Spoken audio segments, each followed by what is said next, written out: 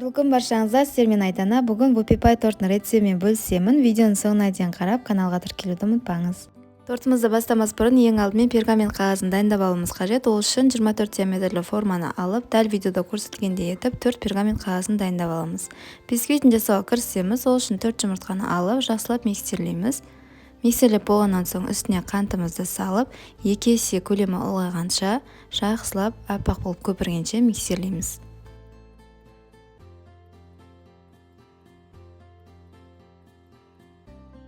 Енді сары май мен шоколадты микроволновкада ерітеміз. Олар ерігенше құрғақ заттарымызды араластырамыз. Ұн, какао, разрыхитель үшеуін електен өткізіп, араластырып, жұмыртқалы массамызға 2 немесе 3 бөліп қосып, жақсылап миксерлейміз.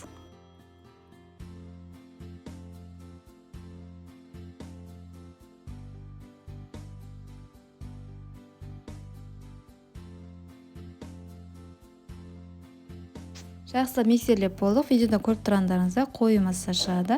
Сары майымыз бен шоколадымыз микроволновкада еріп шықты. Осындай сұйық масса болады. Үстіне құйып, жақсылап біркелкі масса болғанша миксерлейміз.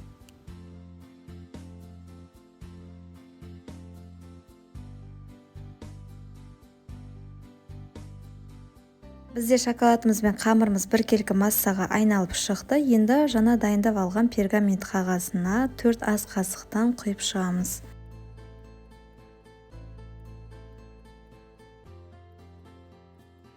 Палетканың көмегімен қамырымызды біркелкі етіп жайып шығамыз. Пергамент қағазын қамырын жасамас бұрын дайындап алғанымыз дұрыс, себебі қамырымыз тұра берсе қоюланып, кейін жайылуы өте қиын болады. Сол үшін ең бірінші пергамент қағазын дайындап алғаныңыз дұрыс.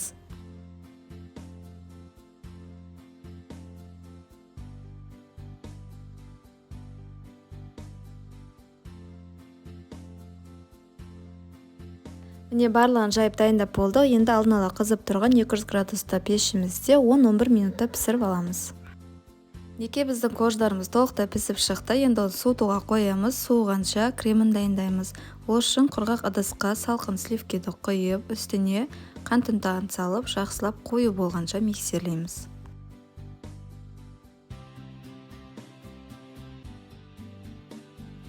Видеода көріп тұрғандарыңыздай осылай қоюлану қажет. Енді оның үстіне творожный сыр және маскарпоне салып, барлығын бірге жақсылап, өзінің формасын ұстай алатындай қатты кремге айналғанша жақсылап миксерлейміз.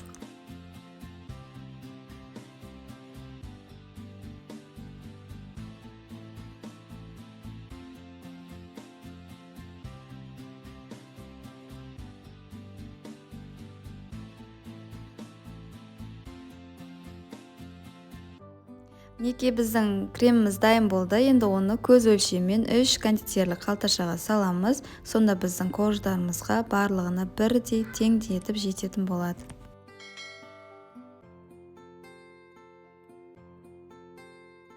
Енді кондитерлік қалташаның басын көз өлшемімен қиып аламыз. Насадканың көмегінсіз осылай тек қалташаның өзімен шарикте шығаруға болады.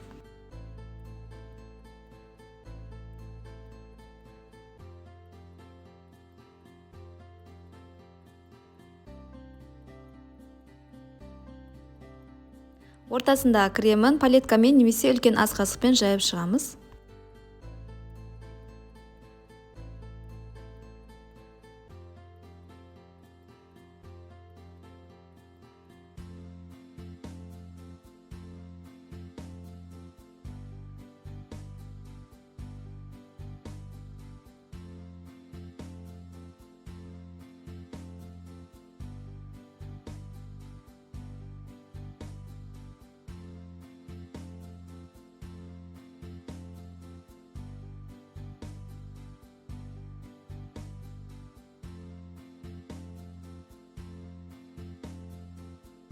Енді бетіне ганажын дайындаймыз. Сливки, Қазақстан шоколад және сары май үшеуін бірге микроволновкада ерітеміз. Осында қою болу қажет. Егер сливки болмаса, сары май мен шоколадтың өзін ерітсеңіздер де болады.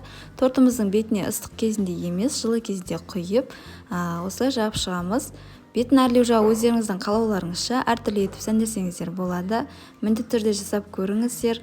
Видеоның соңына дейін көргеніңізге рахмет, ас болсын.